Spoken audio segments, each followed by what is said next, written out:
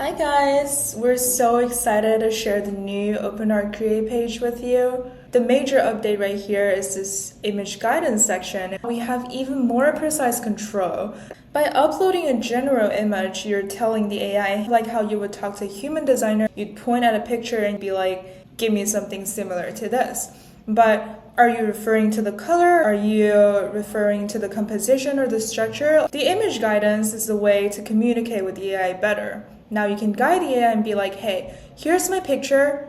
I only want you to take the pose of this person. I don't want you to be affected by the face of the image that I uploaded. I only want the pose. You can choose what you want to tell the model. So let's dive right in. There's a lot of powerful features, and one of my favorite ones is the pose reference. One thing to note about the pose reference is that it works really great for humans, but not other objects or creatures in general, because the model is trained on the nose of the human body, and what it does is it's going to trace your picture and try to find where each node is. We're gonna do the two women dancing picture here. Now I'm gonna put in a prompt, and let's say I want two women dancing in Hawaii. And of course, don't forget we have the really great quick enhance.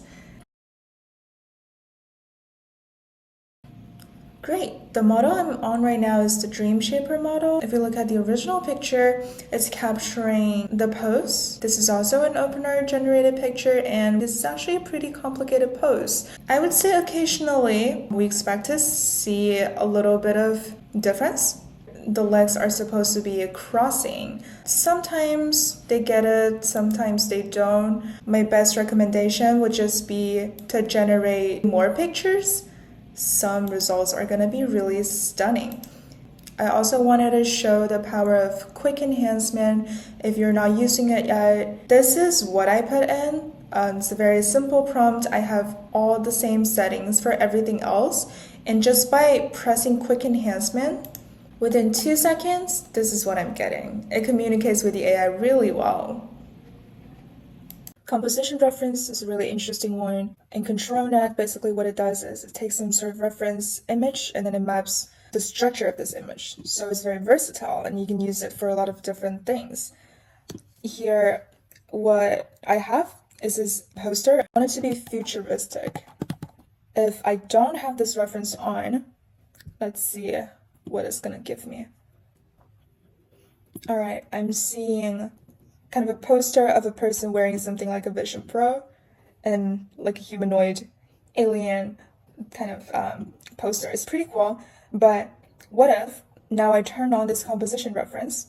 We're seeing that I kind of took the structure of the image that I uploaded, and then here, it's also just taking the nose here. By the way, I thought I would show this real quick because it's a really good demonstration of when we would want to use composition reference over our good old image to image. These are what I would have got if I had chosen the general reference. It's basically taking the same style, the same vibes, but if you had used composition reference, it would have only taken the structure and not the style, not the color, not anything else. For every single reference, we're able to set the influence strength. Default is usually at 0.5, but if I drag it all the way over to 1, the image that I uploaded is going to have a really strong influence on the outcome. Now I have even more of the composition preserved. We can kind of see this little mustache shape from the original poster, and also with this one.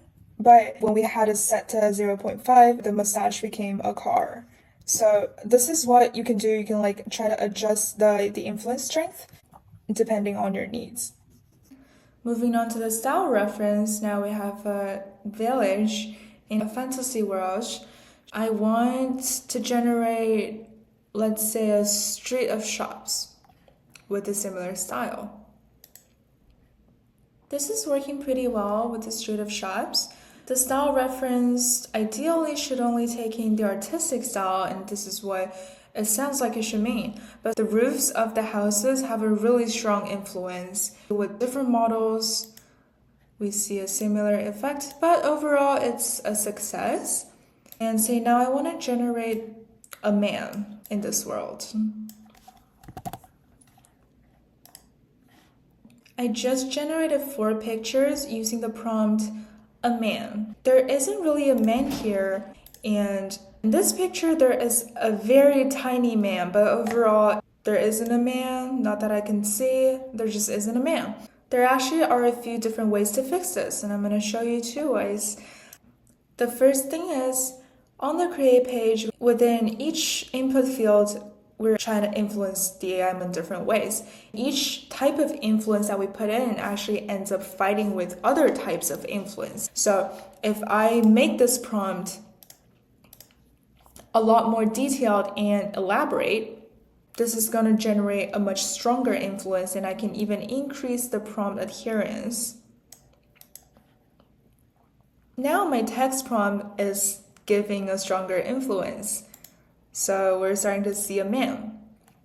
Another thing we can do is the style reference works well when paired with the composition reference. So we can put in a picture of a man standing here. Now we're getting pictures that have the composition of a man and the style of an RPG fantasy world. It does seem tempting to fill in every single type of reference, but as we just saw, different types of influence end up fighting with each other. So usually we would use 2 different types of references max. Another combination that comes in handy is phase plus composition or phase plus general.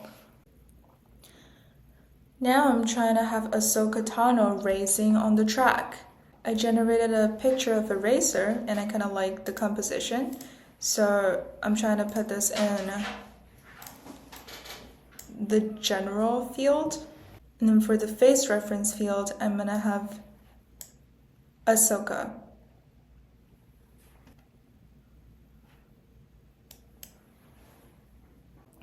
What we'll notice is we get to choose where to put the other reference. We can put it in general, or we can put it in composition, or we can put it in pose, and they're gonna give us different effect.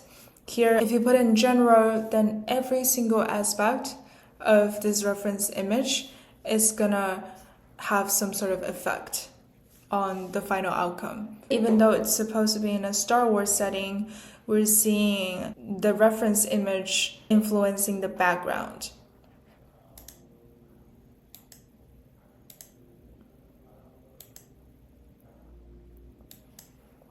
Like the background's still kind of modern. But then if I put this picture, the same picture in the pose field, we're focusing more on the pose, and now we can have more flexibility with the background. There is also something about using the face reference. Since you're not really training a model of this person, we're not training a model of Ahsoka here, the one image that you upload is going to have massive impact. So you want to find the exact angle of the face. If I'm putting in a composition reference of some side profile and I'm still using the same face reference picture, I'm not going to get what I want. I need to find a side profile picture of almost exactly the same angle as what I want in my outcome picture. If you've got some inspirations from here, please do share them with us by commenting below, posting on the Discord server, or publishing on the OpenArt website. We also pick out users who share their creations to give out free credits, and we're going to be hosting contests, so please stay tuned. Until next time.